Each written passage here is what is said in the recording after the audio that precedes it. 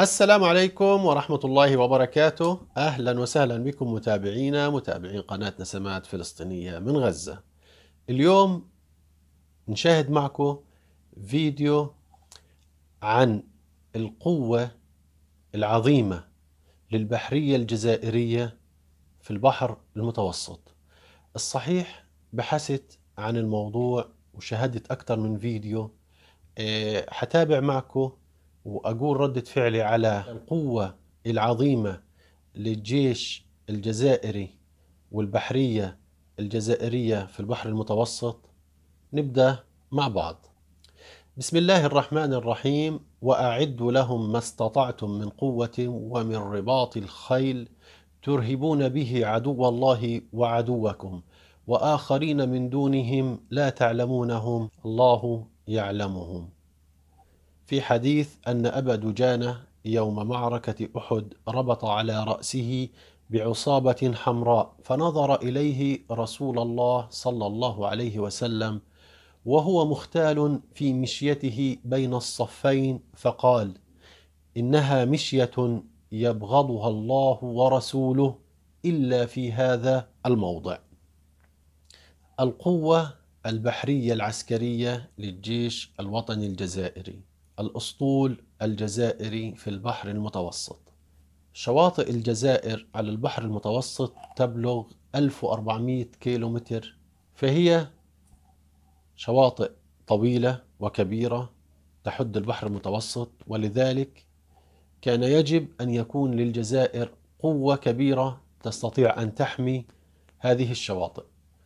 الأسطول الجزائري لغاية القرن التاسع عشر كان هو المسيطر والمهيمن على البحر المتوسط، فسارعت الدول العظمى في ذلك الوقت إلى التقرب من الجزائر بغرض الحماية، حتى أن السفن الأمريكية عندما كانت تصل إلى مضيق جبل طارق لا تدخل البحر المتوسط حتى تعلم البحرية الجزائرية، وذلك بغرض حمايتهم في البحر المتوسط من القراصنة الأوروبيين، وذلك مقابل أموال كانت تدفعها أمريكا للجزائر. حتى أنه وفي هذا السياق وقعت البحرية الجزائرية أكثر من 39 معاهدة دولية مع أغلب الدول الغربية: إيطاليا والنمسا وفرنسا وهولندا وبريطانيا والدنمارك وغيرها، بغرض ضمان حماية سفنها أثناء مرورها بالبحر المتوسط، وذلك مقابل أموال كانت تدفعها هذه الدول للجزائر. الأسطول الجزائري أنشئ بالتعاون مع العثمانيين بقيادة سليم الأول، وظل هذا التحالف قائما حتى تدمير الأسطول العثماني سنة 1571 في معركة ليبانت. وكانت أول هزيمة للأسطول العثماني في البحر المتوسط. لولا تدخل الأسطول البحري الجزائري لتم تدمير الأسطول العثماني عن بكرة أبيه. في معركة نظارين سنة 1827 ميلادي كانت نهاية أسطورة القوة العثمانية على يد التحالف الصليبي، وفي هذه المعركة تحطمت أغلب القطع البحرية الجزائرية التي كانت تقاتل بجانب الأسطول العثماني. استغلت فرنسا الوضع واحتلت الجزائر بعد حصار لمدة 3 سنوات. الحمد لله رب العالمين، بعد احتلال فرنساوي للجزائر دام 130 سنة تحررت الجزائر وبنت قوتها العسكرية وأسطولها البحري. عدد القطع البحرية الجزائرية 201 قطعة. تمتلك الجزائر 8 غواصات وليس 6. بعد ما شاهدت الفيديو لأكثر من مرة وجدت فيه بعض المعلومات التي تم تحديثها وبناء على صفقات جديدة، وأيضا في صفقات في المستقبل ستغير الأعداد المذكورة في الفيديو. فعدد القطع البحرية الجزائرية 201 قطعة، 8 غواصات، 3 فرقاطات صينية.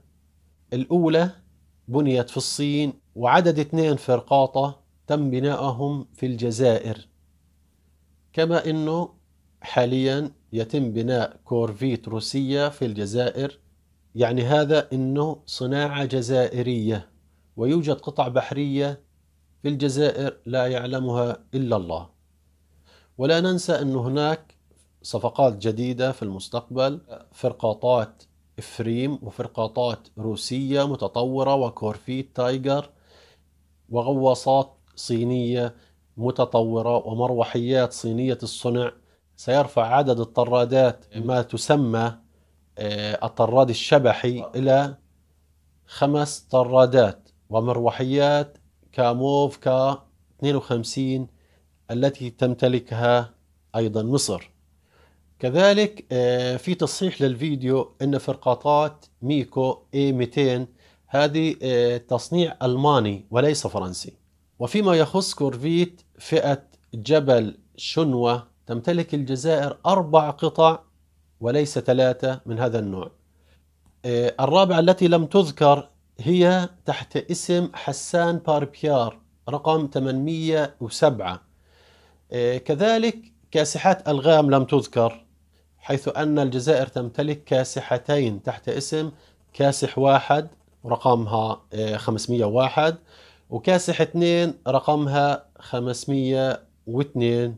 كذلك في غواصتين لم يذكروا في الفيديو تحت اسم غواصتي روميو، وسفينة الغطس والبحث المرافق رقم المتن 261، سفن حراسة الشريط الساحلي من فئة مسعف. يعني ما شاء الله الأسطول الجزائري من أقوى الأساطيل البحرية في البحر المتوسط، حيث يعد ثاني أقوى أسطول عربي في البحر المتوسط. نتمنى أنه تكون كل الدول العربية عندها أساطيل بحرية وقوة عسكرية تستطيع أن تحمي مدنها وقراها من أي عدوان غاشم. نتمنى الازدهار لبلدنا الثاني الجزائر، بلد 1.5 مليون شهيد. أبطال الجزائر يسترجعون أمجاد الرئيس حميدو رحمه الله. ما شاء الله الجزائريين واجهوا الحلف الأطلسي سنة 1943، دمروا فرنسا، أزالوا ودحروا الاحتلال الفرنسي الذي دام 130 سنة للجزائر. رسالة للصهاينة وأعداء الجزائر: الجزائريون ذو بأس شديد، فلا تمتحنوا قوتهم ولا تقيسوا صبرهم.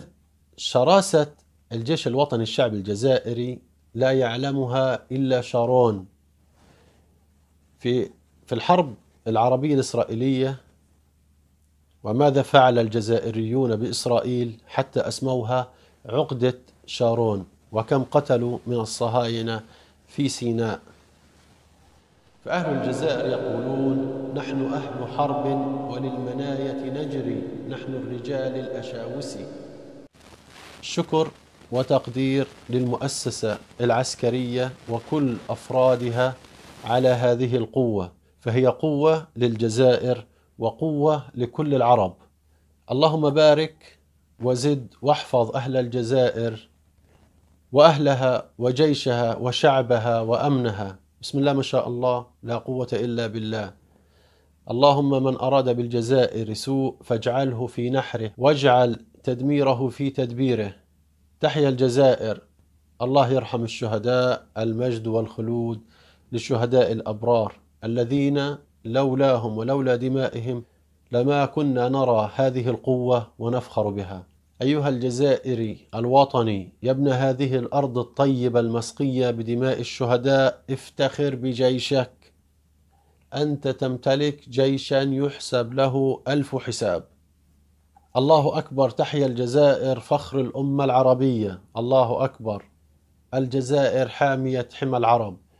الجيش الجزائري من أعظم الجيوش الإسلامية، عقيدة قتالية صلبة، شراسة قتالية، سلاح متطور، ما شاء الله، تحت شعار تتعدى حدودك ينتهي وجودك. تحيا الجزائر. الله أكبر والعزة للإسلام. تحيا الجزائر بجيشها وشعبها. وإن شاء الله يأتي يوم تجتمع كل القوات العربية لتحرير الأقصى والمصرة، تحرير فلسطين. ونتمنى والله إنه زي ما الجزائر من أوائل أقوى الدول العالمية، نتمنى إنه كل الدول العربية تكون من أقوى الدول على مستوى العالم، إنه نستطيع أن نردع أي دولة تعتدي على أي دولة عربية. نتمنى لكم التوفيق، ويا رب إن شاء الله كل الدول العربية تكون من الأوائل في القوة على مستوى العالم. في هذا المقام ندعو بالرحمة على روح الفقيد المجاهد أحمد قايد صالح، الذي كان له دور عظيم في خدمة الجزائر وجيشها، فقد جعل من الجيش الجزائري أكثر احترافية وعتادا وهيبة في كل المجالات العسكرية. ندعو الله أن يكون هذا في ميزان حسناته، فقد كان رجلا عظيما من رجالات الجزائر، سيبقى اسمه منقوشا في ذاكرة التاريخ، يذكره جيل بعد جيل، فرحمه الله. من يدعي القوة بغير الإسلام أذله الله. الحمد لله، الجزائر تمتلك جيش مسلم عربي، الكل يفتخر به، نفتخر به، وواجبنا جميعا أن نفتخر به كمسلمين. ندعو الله أن ينصر الله الإسلام والمسلمين. الله محيي الجزائر وجيشها العظيم، أحفاد المجاهدين والشهداء على الدرب سائرون، هم أبناء الجيش الوطني الجزائري. بارك الله فيهم، بارك الله فيكم، نصركم الله. وإن شاء الله رب العالمين من نصر إلى نصر، أنه نستطيع نحمي كل الدول العربية، نستطيع أن نحررها حتى من الاستعمار الفكري، نستطيع أنه ندحر الصهاينة ونحرر فلسطين ونرجع لوطننا كامل بقوتنا وقوة كل الجيوش العربية، وعلى رأسها قوة الجيش الجزائري الذي لن يرضى ولم يرضى أبدا بالذل ولا بالظلم.